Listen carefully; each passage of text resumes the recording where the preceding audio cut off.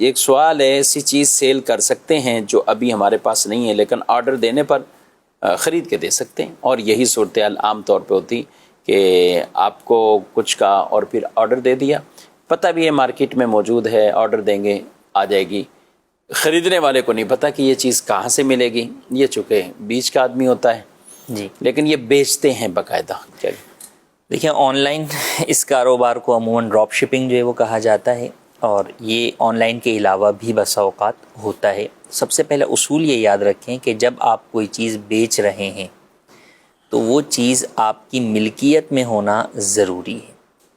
ملکیت کس طرح حاصل ہوتی ہے انسان کو؟ یا تو کوئی چیز اسے گفٹ میں ملی ہوئی ہوتی ہے، یا وراثت میں ملی ہوئی ہوتی ہے، یا وہ کوئی چیز خریدتا ہے۔ اچھا، ملکیت یوں حاصل بھی ہو جاتی ہے کہ آپ کا کم از کم سودا ہو گیا، اگرچہ وہ ابھی آپ کی کسٹڈی میں نہیں آئی، آپ کے پاس نہیں آئی، آپ کے قبضے میں نہیں آئی، تو لیکن سودا ہو گیا تو آپ کی ملکیت میں آ گئی وہ چیز۔ تو ملکیت ہونا ضروری ہے۔ جو چیز آپ کی ملک میں نہیں ہے اسے آپ بیچتے ہیں تو یہ خرید و فروخت ہی باطل ہے، شرعاً کسی بھی صورت میں جائز نہیں ہے۔ اور اگر وہ چیز آپ کی ملکیت میں ہے مگر قبضے میں نہیں ہے، آپ نے سودا تو کر لیا اس چیز کا لیکن ابھی تک وہ مال اسی شخص کی دکان پر ہی رکھا ہوا ہے، ٹھیک، آپ کو اس کا قبضہ نہیں ملا، تو اب یہاں پہ دو کیٹیگری بنتی ہیں شرعی اعتبار سے۔ وہ چیز موویبل ہے، جائیداد منقولہ میں ہے، یا غیر منقولہ میں ہے۔ جائیداد غیر منقولہ جیسے زمین، فلیٹ وغیرہ کہ جو چیز موو نہیں ہو سکتی، ایک ہی جگہ پر موجود ہے، تو یہ چیزیں اگر قبضے میں نہیں ہیں، آپ کی ملکیت میں آ گئی ہیں، سودا آپ کا ہو گیا ہے، تو آپ یہ چیز آگے فروخت کر سکتے ہیں قبضہ لیے بغیر بھی۔ لیکن جو جائیداد منقولہ ہے، یعنی موویبل جو بھی چیز ہے، چاہے وہ موبائل ہے، کیمرہ ہے، گاڑی ہے، یہ تمام چیزیں موویبل میں آ جاتی ہیں، اور عموماً ہمارا سوال بھی انہی چیزوں سے، تو ان چیزوں میں یہ ضروری ہے کہ ان چیزوں پر آپ کا قبضہ بھی ہو، آپ کی کسٹڈی میں یہ چیز آ چکی ہو، اس کے بعد ہی آپ جو ہے وہ آگے سودا کر سکتے ہیں۔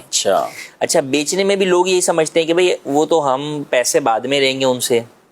جب آپ سودا کر رہے ہیں، کسی سے ایگریمنٹ کر رہے ہیں، کانٹریکٹ کر رہے ہیں کہ یہ چیز میں آپ کو بیچ رہا ہوں، یہی سودا ہے، یہ سودا کرنا ہی جائز نہیں ہے اس وقت تک جب تک کہ وہ چیز آپ کی ملکیت اور قبضے میں نہ ہو۔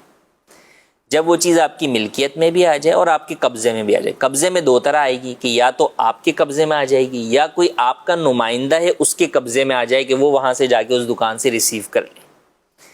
تو ایسی صورت کے اندر وہ چیز جب آپ کے قبضے میں آ جائے گی تو اس وقت ہی آپ آگے سودا کر سکتے ہیں۔ اگر یہ دونوں چیزیں نہیں ہیں تو اس صورت کے اندر یہ خرید و فروخت ناجائز ہے، یہ ہرگز اس کی اجازت نہیں۔ ٹھیک ہے، طریقہ کار کیا اختیار کریں؟ اب یہ آرڈر آتے ہیں، اچھا یہ جو آرڈر کی بات ہے تو ظاہر ہے یہی موویبل چیزیں ہیں نا، جی، کپڑا ہے، میک اپ کے سامان ہیں، دیگر اور اس طرح کی چیزیں ہیں۔ بعض لیڈیز بھی بڑی دلچسپی لے کر، خواتین میں بھی یہ کام کر رہی ہوتی ہیں اپنے طور پہ۔ آج کل تو چل رہا ہے نا، بس اسٹیٹس لگا دیں اور اسٹیٹس سے کسی نے یا واٹس ایپ کے اوپر گروپ بنا کے اس کے اندر جو وہ چیزیں شیئر کر دیں۔ تو اب ٹھیک ہے بھی، یہ کتنے کی ہے؟ 600 روپے کی، 600 روپے، اوکے منگوا دیں۔ اب ہوتا تو یہی ہے، اب یہ جو 600 روپے کر لیا، پورا ڈن بھی کر دیا ایک طرح کا، تو اس کا طریقہ جائز کیا ہو سکتا ہے؟ دیکھیں، اس کے جائز طریقہ کار دو ہو سکتے ہیں۔ ایک ہے کمیشن والے اصول کے مطابق کام کرنا، ٹھیک ہے، یعنی یہ جو بیچ کا مڈل مین ہے یہ اس کا بروکر بن جائے جو اصل مال کا مالک ہے، جس کے قبضے میں مال ہے۔ صحیح، شاپ والا ہے جیسے، تو اب وہ یہ کہے کہ بھئی آپ میرا مال بکوائیں، آپ کے ذریعے سے جو بھی آرڈر میرے پاس آئے گا تو میں پر آرڈر آپ کو اتنا % کمیشن دوں گا۔ ٹھیک، اور یہ کمیشن عرف کے مطابق ہو، اگر عرف کے اندر مثال کے طور پہ 1% کمیشن چل رہا ہے تو 1% ہی دے سکتے ہیں، اس سے زیادہ نہیں دے سکتے۔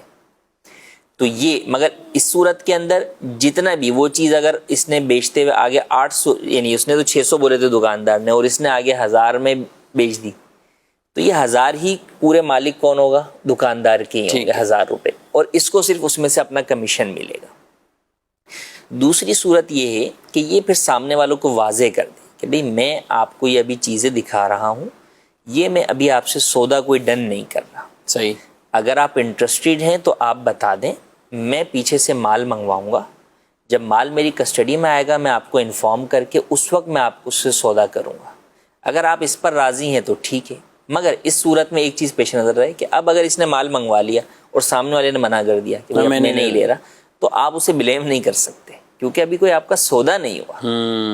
وہ تو کہے کہ میں نے اسی کے لیے منگوایا، یہ کسی اور کو سوٹ۔ تو یہ رسک آپ کو لینا پڑے گا کاروبار کے اندر، اسی رسک کا نام گویا سمجھے کہ ایک طریقے سے کاروبار ہے۔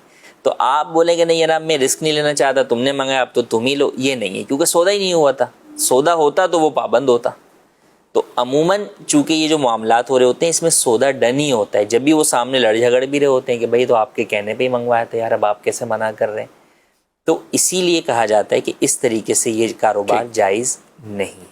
اچھا ریٹ تو بتا سکتا ہے؟ ریٹ بتا سکتے ہیں، 600 کی پڑ جائے گی، 600 کی پڑ جائے گی، ہاں، مگر وہی پوری واضح بات ہو کہ بھئی ٹھیک ہے یہ ہے، اور اس کو یہ بات پتہ ہو کہ بھئی سامنے والا اگر مجھے میرے قبضے میں آنے سے پہلے وہ چیز منع کر دے گا یا قبضے میں آنے کے بعد بھی سودا ہونے سے پہلے منع کر دے گا تو مجھے کوئی بھی اس کے اوپر تصرف کا یا اس پر کوئی جو ہے وہ جبر کا اختیار نہیں، بلکہ یہ لے کے بھیج بھی دیتا ہے اور اس کے پاس پہنچی اور اب اس کو خیار رویت دیکھنے کا جو اختیار حاصل ہوتا وہ ہے، ایک الگ مسئلہ ہے کہ اگر یعنی اس کی ملکیت میں ہونے کے باوجود بھی یہ اسے بیچتا ہے تو بھی شرعی اعتبار سے خیار رویت حاصل ہوتا ہے، اور وہ منع کر سکتا ہے۔ تصویر یا ویڈیو کے ذریعے سے اگرچہ اس نے پہلے چیز دیکھ لی ہو، اس سے خیار رویت یعنی دیکھ کر اس سودے کو کینسل کرنے کا اختیار جو ہے وہ ساقط نہیں ہوتا۔